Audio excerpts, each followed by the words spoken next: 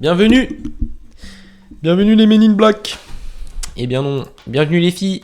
Du coup, on part sur de l'hypertrophie musculaire. Donc savoir, d'une part, comment faire de l'hypertrophie musculaire sur ton booty. Donc déjà savoir comment ça se passe théoriquement, ce qui se passe dans ton corps physiologiquement, comment tes muscles s'adaptent, comment ils réagissent face à l'entraînement que tu vas lui faire endurer. Ensuite, on va voir comment ça se passe en pratique. Donc, ce sur quoi tu vas devoir te concentrer pour faire de l'hypertrophie musculaire pendant tes séances de musculation, que ce soit à la salle ou à la maison d'ailleurs. Et dans une dernière partie, on va voir le cas de une cliente à moi, la Piana, alias Mistinguette, du coup qui m'a contacté pour réparer ses cervicales, donc son dos d'une manière générale, et faire de la musculation classique type hypertrophie, prendre du grand fessier pour avoir le boule qui chamboule l'été prochain. Ça c'est l'objectif. Du coup voilà, on est parti. Donc partie théorique sur l'hypertrophie musculaire. Donc qu'est-ce que c'est déjà l'hypertrophie musculaire ? Ou l'hypertrophie d'une manière générale, c'est tout simplement l'augmentation, le fait que quelque chose grossisse. Une atrophie, donc ça s'atrophie, ça diminue, et une hypertrophie, ça augmente. Donc l'hypertrophie musculaire, c'est tout simplement l'augmentation de la masse musculaire. Cette augmentation-là, théoriquement, tout simplement, en fait, on a donc des tissus contractiles. Donc, c'est-à-dire que nos muscles, c'est comme un élastique. Donc, un élastique qui va venir se contracter et qui va pouvoir aussi s'étirer. Donc, le fait de rapprocher deux segments, deux os entre eux, par exemple, sur le cas du coude, sur le cas de la flexion du coude, ça va être mon biceps qui va être l'élastique qui va se rapprocher. Ok ? Pour ramener mon avant-bras en flexion par rapport à mon coude, du coup, et faire ma flexion du coude. Donc voilà. Donc le but, si je veux hypertrophier mon biceps, c'est tout simplement de réaliser des mouvements pour travailler les tissus du biceps et les venir se faire adapter et les venir se faire donc venir les hypertrophier, tout simplement. Donc ce qui se passe physiologiquement, en gros, l'hypertrophie musculaire, on va le diviser en deux parties. Donc l'hypertrophie sarcoplasmique et myofibrillaire. L'hypertrophie sarcoplasmique, il s'appelle comme ça par rapport au liquide qu'il y a dans le muscle. Donc il y a un liquide tout simplement qui est dans le muscle et qui va être utilisé par ton muscle, donc c'est-à-dire par ce qu'on appelle les myofibrilles, donc c'est l'élastique. Voilà. Ton élastique utilise le liquide sarcoplasme pour se nourrir et pour grossir. Donc ça se fait à travers un entraînement type hypertrophie sarcoplasmique. En gros, c'est utiliser le muscle, faire développer ce liquide, ce sarcoplasme, et faire en sorte ensuite que les myofibrilles, donc ton élastique, utilise ce sarcoplasme, se nourrit de ce sarcoplasme pour venir se grossir, s'hypertrophier. Donc ça, c'est la partie théorique en gros. Donc on peut l'imaginer comme une éponge aussi. Donc le but... Alors, partie théorie terminée. Maintenant, on va partir sur la pratique. Donc, au niveau pratique, voilà comment ça se passe. L'objectif, c'est de respecter un temps sous tension précis. C'est envoyer le bon signal à ton corps. Il faut que tu soulèves une charge pendant une période donnée et aussi une certaine charge. Donc, c'est-à-dire que tu dois avoir deux types de contraintes. Une contrainte métabolique et une contrainte mécanique. La contrainte métabolique, c'est par rapport au temps sous tension. Donc par exemple, je fais des répétitions pendant 30 secondes. Là, j'ai un stress métabolique qui est bon pour faire de l'hypertrophie musculaire. T'inquiète pas, ça va être beaucoup plus facile. Après, on va faire un résumé et le résumé va être cool. Ensuite, tu as le stress mécanique. Donc ça, c'est la charge utilisée, la charge externe. Par exemple, quand je suis sur mon back squat, je prends une barre, c'est pas pour rien. Si je charge sur les côtés ma barre, c'est pas pour rien. Si je me mets dans le mal de façon mécanique, donc à chercher ce stress mécanique, chercher à augmenter les charges, c'est pas pour rien. En fait, c'est ce stress mécanique-là qui va créer une adaptation au niveau de mes myofibrilles et faire en sorte que mes myofibrilles utilisent ce sarcoplasme pour se nourrir et grossir. Alors, en gros résumé, il faut prendre ce que je dis avec des pincettes là, mais en gros, l'hypertrophie sarcoplasmique, c'est pour développer mon liquide, donc engendrer la réaction physiologique où mon biceps où mon muscle vient se gorger de sarcoplasme, de liquide, et se gorger de nutriments. Et ensuite, l'hypertrophie myofibrillaire, donc l'autre partie de ma séance, c'est faire en sorte que ma myofibrille utilise ce sarcoplasme pour venir se grossir. Donc on va distinguer deux types, donc l'hypertrophie sarcoplasmique c'est le liquide, l'hypertrophie myofibrillaire c'est l'utilisation du liquide par le muscle. Et en fait ça on va venir le cycler, c'est-à-dire qu'on va faire pendant 4 semaines des séances d'hypertrophie sarcoplasmique, et ensuite on va faire pendant 4 semaines de l'hypertrophie myofibrillaire. Donc ça veut dire que ici j'ai des temps sous tension longs et je viens me cramer beaucoup, avec des charges plus faibles, parce que je ne vais pas forcément rechercher ce stress mécanique. Et au contraire, au niveau de l'hypertrophie myofibrillaire, je vais chercher ce stress mécanique à charger pour que ma myofibrille se dise « Oh putain, faut que là j'utilise mon liquide et que je grossisse. » et qu'il s'hypertrophie du coup. Donc ça c'est en pratique. Donc le temps sous tension c'est le plus important et ensuite la charge utilisée c'est le plus important. On peut parler aussi de répétition. Alors le nombre de répétitions, ça dépend en fait du tempo d'exécution. C'est-à-dire que tu peux faire 6 répétitions et ça va durer 10 secondes, parce que tu prends 1 à 2 secondes par répétition et puis tu mets aucun tempo, aucune lenteur dans ton mouvement. Dans ce cas-là, on ne sera pas en hypertrophie musculaire parce qu'on n'a pas des temps sous tension adaptés. Sachant que pour faire de l'hypertrophie musculaire, il faut être en échec musculaire entre 30 et 60 secondes. Donc toi, le but c'est de régler ton timer et je fais ma série entre 30 et 60 secondes et je suis en hypertrophie musculaire, en gros. Si jamais je fais 6 reps sans tempo et que ça dure 10 secondes, ben, je ne suis pas en hypertrophie. Si je fais 6 reps mais que chacune de mes répétitions dure 6 secondes, parce que voilà, je contrôle la descente sur 4 secondes, je bloque en bas 2 secondes, etc. C'est le genre de truc qu'on peut donner. Dans ce cas-là, ça va durer plus que 30 secondes et je suis en hypertrophie musculaire. Donc le nombre de répétitions, c'est une donnée que je donne à mes clientes souvent, mais le plus souvent, je donne un temps sous tension. Je donne un temps sous tension, un tempo d'exécution, etc. Histoire qu'on soit vraiment précis et qu'on fasse de l'hypertrophie musculaire, qu'on envoie le bon signal à mon muscle. Donc ça c'est sur la partie pratique et la partie théorie.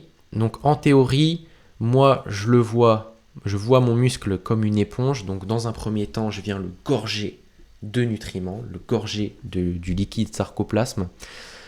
Et ensuite, je viens utiliser ce liquide pour faire grossir mon muscle. Et du coup, en termes de séance, je vais faire certains cycles en mode hypertrophie sarcoplasmique, donc charge faible et plutôt proche de 60 secondes, sous tension, où je vais venir chercher l'échec musculaire. Donc je suis en échec musculaire au bout de 60 secondes. Et ensuite, plus j'avance dans le temps, plus je me rapproche du cycle, donc du deuxième cycle, où je vais essayer de stresser mon muscle de façon mécanique. Donc j'augmente les charges. Et là, je vais plus me rapprocher des 30 secondes sous tension, mais avec des charges plus lourdes. Vu qu'elles sont plus lourdes, je peux moins les tenir dans le temps. Donc mes séries, au lieu de faire 10 répétitions faciles parce que j'ai utilisé que 40 kg, sur la deuxième partie du cycle, je vais utiliser 60 kg, 20 kg de plus et forcément je vais pouvoir faire moins de répétitions. Donc le but c'est de bien doser ça, mais toi dans ta séance, tu peux régler un timer à 45 secondes, t'envoies tout pendant 45 secondes, tu te crames sur l'exercice voulu et sur le muscle voulu. Et ensuite, tu prends 1 minute 30 à 2 minutes 30 de repos en moyenne, donc à peu près 2 minutes de repos. Tu fais ça 4-5 séries et on est bon, on est nickel, tu es dans l'hypertrophie musculaire sur tes séries. Maintenant, comment ça se passe au niveau de la semaine ? Donc au niveau de la semaine, donc là tu sais comment faire de l'hypertrophie musculaire sur une série pendant ta séance. Maintenant, sur la semaine, un groupe musculaire où tu veux faire de l'hypertrophie, tu le fais pas plus de 3 fois. Parce qu'on détruit de la matière musculaire, on détruit des cellules, on détruit des tissus et il faut le temps que ces tissus se reconstruisent. Donc forcément, il y a des temps de repos et tu ne peux pas aller plus vite que la musique. C'est pour tout le monde pareil, tu dois respecter ces temps de repos. Donc tu ne peux pas faire plus de 3 fois par semaine, avec un jour de repos entre les séances, un groupe musculaire. Et le mieux, c'est même 2 fois. Le mieux, c'est 2 fois quand on débute et à partir de ce moment-là, on est nickel. Donc voilà pour la partie théorie. Maintenant, la partie théorie et la partie pratique, pardon. Maintenant, on va passer au cas pratique. Et là, normalement tu vas bien comprendre la suite. Donc, le cas Lapiana, hashtag Mistinguette, j'aime trop son surnom, elle s'appelle Mistinguette sur Facebook. Du coup, voilà, elle est à la semaine 4, séance 1, et là on est sur la séance 1, donc là on a la partie échauffement, donc ça on s'en fout, il y a des rotations articulaires contrôlées, de la mobilité.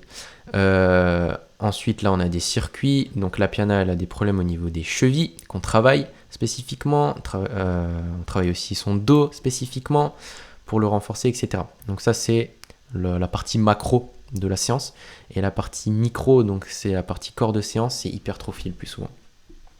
La partie hypertrophie, donc on respecte la partie théorie et la partie pratique de l'hypertrophie, et on essaye de s'en rapprocher le plus possible. Alors bien sûr, il faut adapter par rapport à la personne, parce qu'elle a certains besoins, certains problèmes, certaines pathologies, ça peut être sur le plan contrôle moteur, donc la partie psychologique aussi.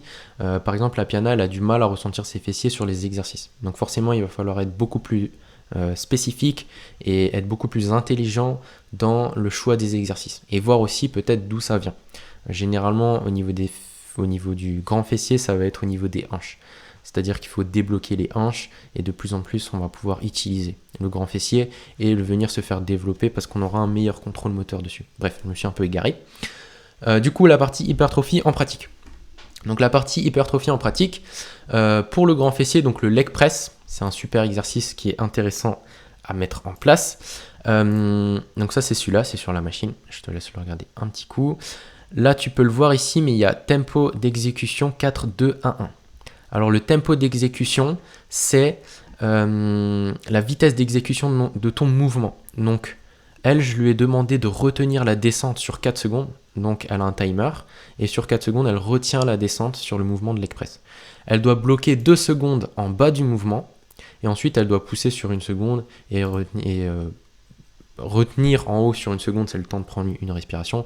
Mais en gros, la partie intéressante, c'est la partie excentrique, donc la descente, et la partie en bas du mouvement où elle va venir bloquer 2 secondes.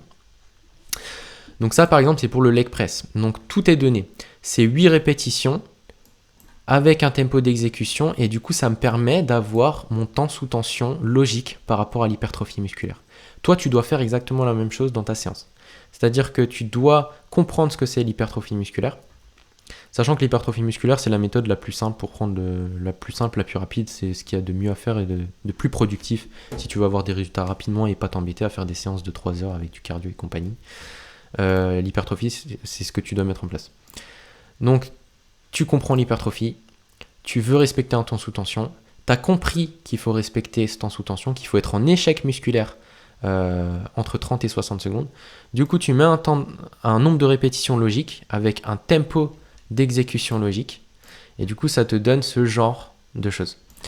Par exemple, donc ça c'est l'exemple de Lapiana, donc on a mis du leg press qui est un super exercice pour le grand fessier parce qu'il y a la flexion de hanche qui est super bonne et qui est super appliquée sur les tissus du grand fessier. Alors il y a aussi le quadriceps qui est engagé, mais au niveau du pied, je le mets exprès au milieu et haut pour essayer de le désengager au maximum. Et puis ça me permet quand même de le travailler, c'est voulu aussi. Après on est beaucoup plus spécifique sur le choix des exercices, donc on a Romanian deadlift et hip thrust. Donc le choix des exercices aussi est hyper important. Et là par exemple, il n'y a pas de nombre de répétitions, mais il y a un temps sous tension donné. C'est-à-dire que parfois, je donne, et ça moi personnellement je le fais tout le temps, je me donne pas des répétitions, mais je me donne des temps sous tension. Donc c'est-à-dire que je règle mon timer sur 1 minute, je me donne un tempo d'exécution que je vais venir respecter, et ensuite mon but c'est d'utiliser une charge qui va me permettre d'être cramé au bout d'1 minute, ou moins, je peux mettre 45 secondes, 50 secondes, 30 secondes. Mais le but c'est d'être cramé au bout d'1 minute ici.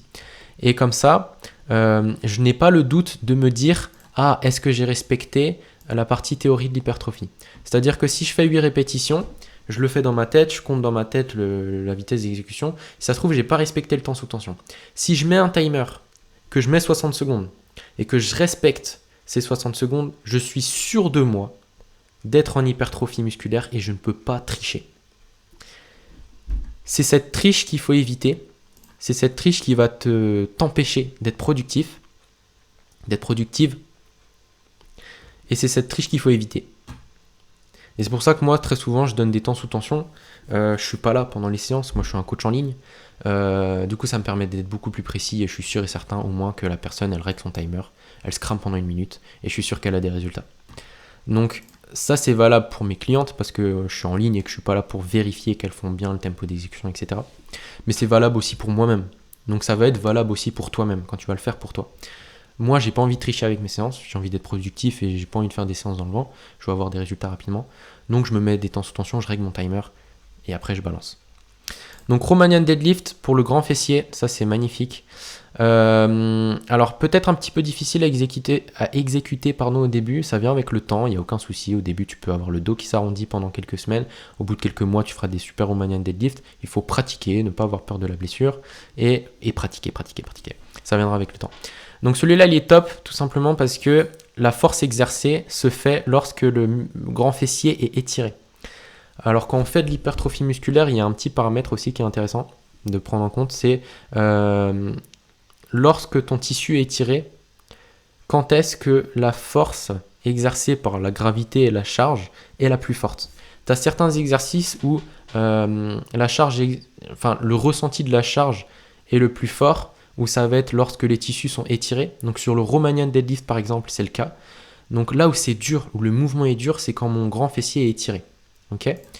Et au contraire, sur le hip thrust par exemple, là où le mouvement est dur, il faut juste que la vidéo charge. Là où le mouvement est dur, c'est pas quand le grand fessier est étiré, mais c'est quand le grand fessier est raccourci, donc en haut du mouvement. C'est bien de varier les deux exercices.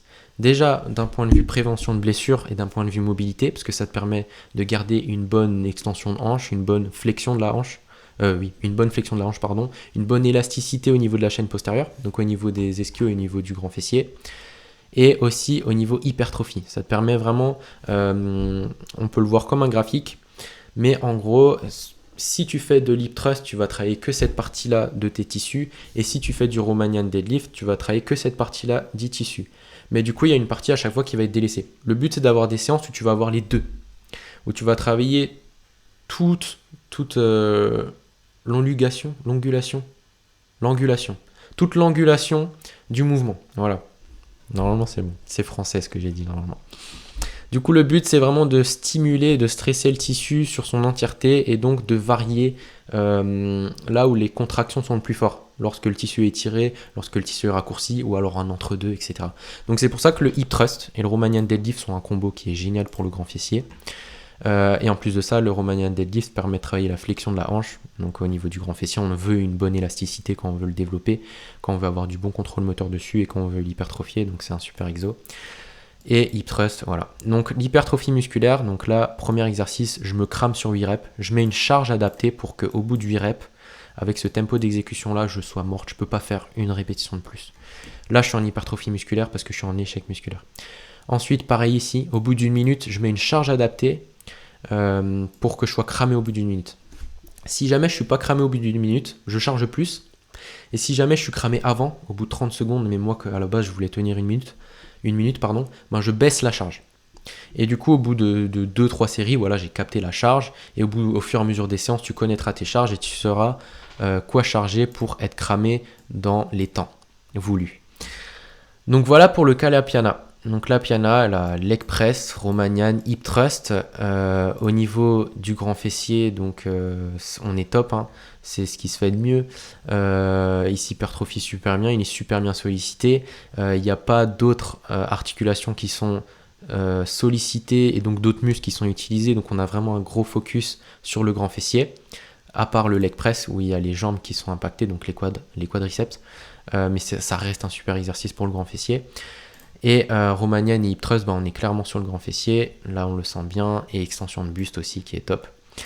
Donc voilà pour le Calapiana. Et la dernière chose que je veux dire, c'est que on a parlé du contrôle moteur et de sa capacité à ressentir un muscle sur les exercices. Alors ça c'est bien, et c'est à prendre en compte et c'est pas à prendre en compte. C'est-à-dire que c'est pas parce que tu ne ressens pas un muscle sur un mouvement que tu ne le sollicites pas. Ça, c'est complètement faux. ça marche indépendamment. Alors forcément c'est lié, une personne qui a un bon contrôle moteur, elle va pouvoir le solliciter et vraiment se concentrer dessus sur l'exercice, mais c'est pas obligatoire. Par exemple la Piana, quand elle va faire du Romanian, quand elle va faire du hip thrust, du leg press, elle va pas le ressentir, mais je vous garantis que dans 3 mois, si elle se crame bien et qu'elle respecte bien les temps sous tension et qu'elle met bien la charge adaptée pour avoir le stress mécanique et qu'elle est régulière, il n'y a aucun souci, elle prend, même si elle ne ressent pas son grand fessier. C'est-à-dire que le corps, lui, il va fonctionner par compensation tout le temps. Lui, son but, c'est pas de, quand il fait du Romanian deadlift, c'est pas de soulever, c'est pas de solliciter le grand fessier et de le développer, c'est tout simplement de soulever la charge qui lui est demandée. Tout simplement. Lui, il comprend pas autre chose. Lui, il se dit pas, ah ouais, là, je suis en train de travailler le grand fessier, je mets tout dessus. Non. Lui, il se dit juste, là, il y a une barre au sol, je dois la soulever. Peu importe si j'utilise mon dos, peu importe si j'utilise mes fessiers, mon grand fessier, peu importe si j'utilise mes jambes, etc. Donc, le but, c'est de solliciter des mouvements où justement le grand fessier est isolé. Et alors là, c'est des exercices polyarticulaires assez basiques et il n'y a que ça, entre guillemets. C'est ce qui se fait de mieux. En fait, le problème avec tout ce qui est kickback, kick à la poulie, kick sur banc, le truc en fait, c'est qu'il y a peu de stress mécanique sur le grand fessier, tout simplement parce que c'est pas le genre d'exercice où on peut charger énormément. Sur le kickback à la poulie, par exemple, donc le kickback à la poulie, tu peux le noter sur internet, tu trouveras. Par exemple, ça s'utilise avec une poulie, il y a peu de stabilité. En plus de ça, il s'accroche au niveau de la cheville. Donc il y a plein de contraintes qui est mis et qui fait que la contrainte de charge n'est pas mise essentiellement sur le grand fessier. Et en tout cas, il n'y a pas énormément de contraintes mises dessus. Alors que sur le hip thrust, au niveau du setup, je suis très stable. Je peux charger beaucoup, c'est une barre olympique, je peux facilement charger. Et en plus de ça, mon grand fessier est isolé et il est complètement utilisé et je le crame complètement. Donc ce genre d'exercices, en fait, ils sont beaucoup mieux que les autres petits exercices à côté, un peu m'as-tu vu, un peu sur les réseaux, etc. mais qui sont pas intéressants. Tout simplement parce que j'ai pas ce stress métabolique qui est facilement mis en place à cause du setup qui est mauvais. Et le stress mécanique aussi, pour les mêmes raisons.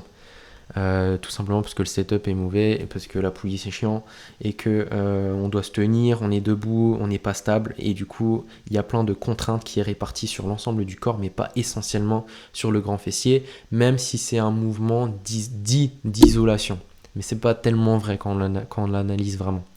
Alors que là on est stable, il n'y a rien qui bouge, on balance, on contracte le fessier et c'est carré. Pareil pour le Romanian deadlift, etc. Donc voilà pour cette petite vidéo hypertrophie. Donc on a vu en résumé comment faire de l'hypertrophie. Donc qu'est-ce qui se passe physiologiquement, donc sur la partie théorie, comment on l'a fait en pratique et après une transition sur un cas pratique, voir ce que toi tu peux mettre en place. Mais si toi tu mets en place une séance comme ça, je te garantis que ton fessier il va être cramé déjà, je pense que tu le sens direct. Et puis les résultats seront là. La Piana aussi, on terminera là-dessus, elle fait 3 séances par semaine et on fait un petit rappel, 3 séances par semaine à chaque fois. Donc le grand fessier, elle le voit 3 fois parce que c'est son objectif primaire. Donc ne pas hésiter à mettre du volume dessus, pas trop. Faut qu'il y ait du volume, mais il faut aussi qu'il y ait de la récupération parce que la musculation, c'est de la destruction, mais c'est surtout de la reconstruction, ça marche ensemble. L'un ne va pas sans l'autre et si on fait l'un mais pas l'autre, on va finir par se blesser, on ne sera pas productif et les résultats ne seront pas présents. J'espère que cette vidéo t'a plu. Si tu as des questions, t'hésites pas. Et mets-moi en commentaire le sujet que tu aimerais que j'aborde durant la prochaine vidéo qui pourrait t'aider. C'est complètement gratuit, donc profites-en. Ou même si tu veux que j'analyse tes séances, etc. Ou même ta diète. Tu me dis, il n'y a aucun problème. Aucun problème. Du coup, moi, je te dis bonne soirée. Bon après-midi si tu es dans l'après-midi. Bonne nuit si tu vas te coucher. Bref. Allez, bisous bisous.